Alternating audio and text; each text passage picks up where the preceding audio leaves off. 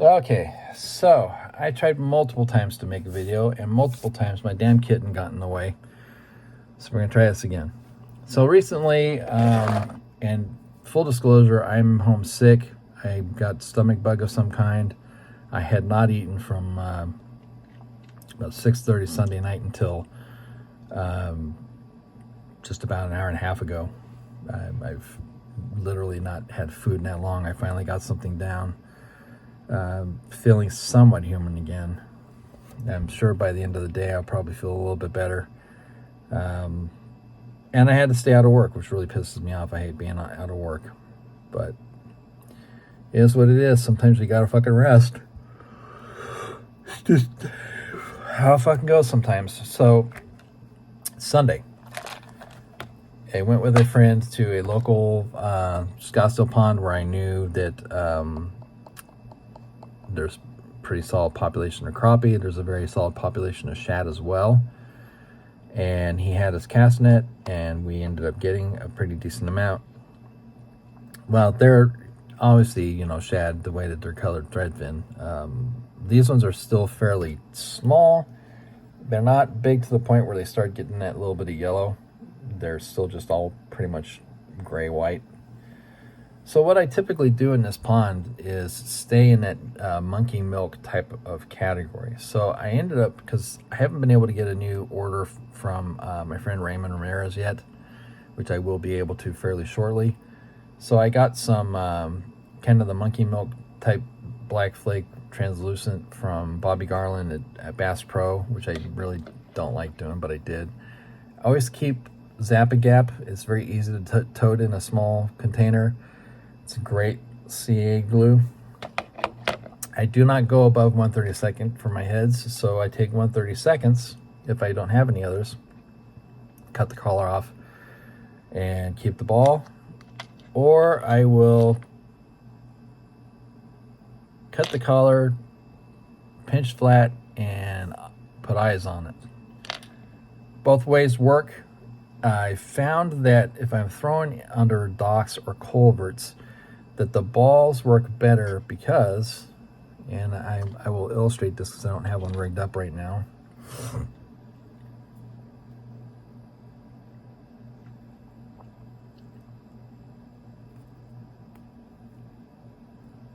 Because with the ball, it actually covers more of the body in the front. So what happens with the ones that are with the eyes on them, since they're flattened and the eyes are on there, they're kind of ovoid shaped, so they don't really cover the same amount of surface area as the front of that bait.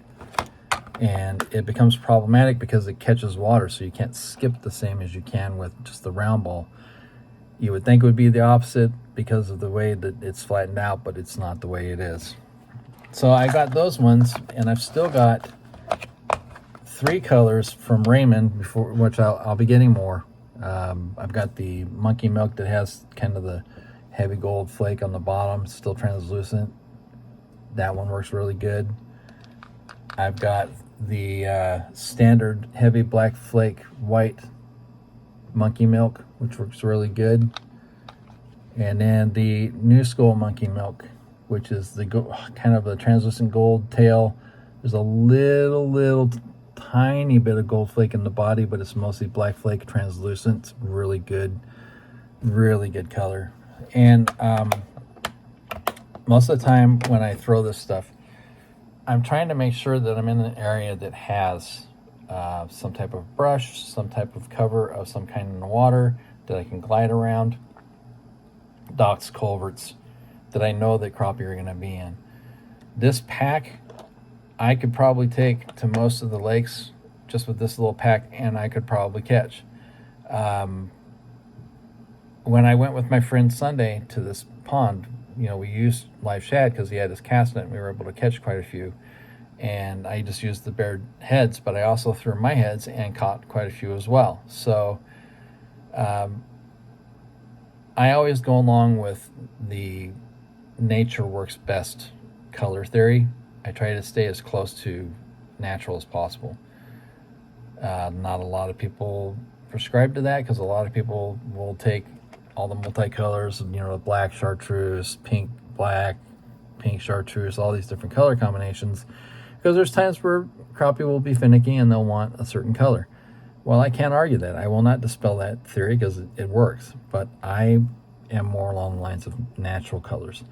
You know, I used to hand tie a lot of crappie jigs, and I used to make all sorts of color combinations, but my favorites were always more the natural ones. I don't do that anymore, at least not currently. I don't know that I ever will again. I most certainly do have the materials to do so, but I don't know that I would. So who knows?